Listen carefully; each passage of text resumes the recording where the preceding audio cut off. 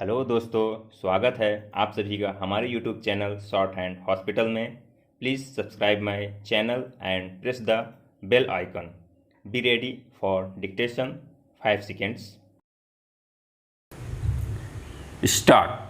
The appellant who lost the Lok Sabha election filed an election petition challenging the election of the respondent returned candidate primarily on the allegations that the respondent had made communal appeals to the elaborate and prayed that the election of the respondent be declared as void under sections 101 within bracket B and 101 within bracket D of the Representation of the People Act 1951 and the petitioner be declared as elected in terms of section 101 within bracket B of the Act.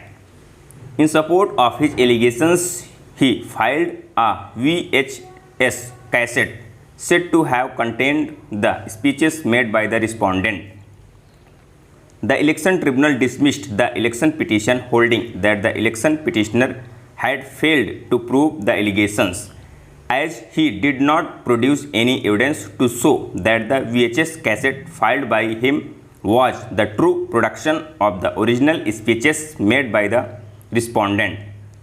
The tribunal also did not accept the plea of the election petitioner that the cassette was obtained from the Election Commission and was a public document, and its mere production was sufficient and no further evidence was required to be adduced to prove as to how the said cassette was obtained by him.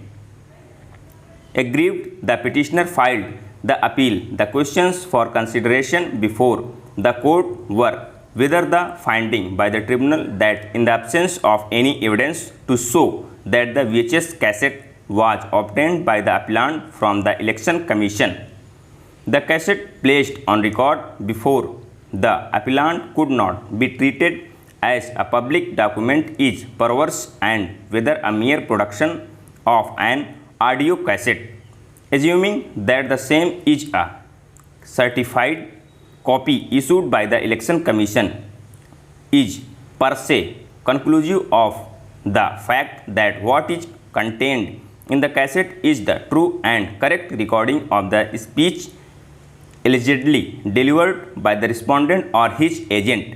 Dismissing the appeal, the court held the tribunal has rightly held that in the absence of any cogent evidence regarding the source and the manner of its acquisition, the authenticity of the cassette was not proved, and it could not be read in evidence despite the fact that the cassette is a public document.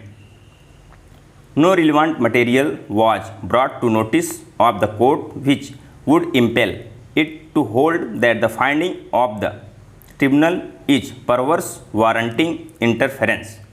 A charge of corrupt practice envisaged by the Representation of the People Act 1951 is equated with a criminal charge, and therefore standard of proof therefore would not be preponderance of probabilities as in a civil action, but proof beyond reasonable doubt as in a criminal trial.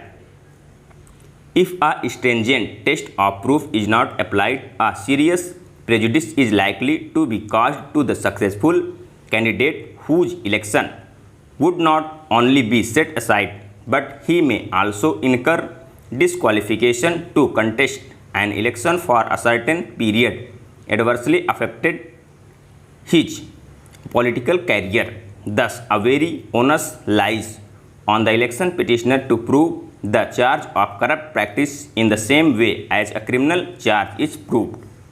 The learned counsel for the petitioner submits that there is no prohibition in law in entertaining the petition under Article 136 of the Constitution against the order of the family court, and in such an eventuality there was no occasion for the petitioner to approach the High Court, as the relief sought herein cannot be granted by any court other than this court.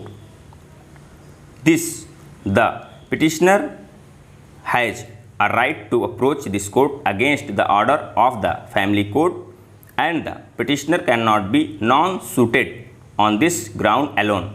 Article 136 of the Constitution enables this court it in discretion to grant special leave to appeal from any judgment, decree, determination, sentence or order in any issue to other matter passed or made by any court or tribunal in the territory of India. Undoubtedly, under Article 136, in the widest possible terms, a plenary jurisdiction exercisable on assuming appellate jurisdiction has been conferred upon this court.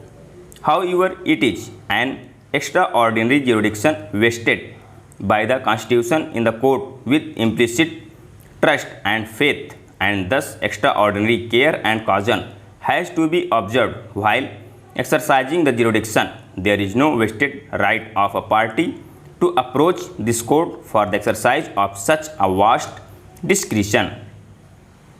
However, such a course can be restored to when this court feels that it is so warranted to eradicate injustice. Such a jurisdiction is to be exercised by the consideration of justice and call of duty. The power has to be exercised with great care and due consideration, otherwise such an order would create problems in future. Over.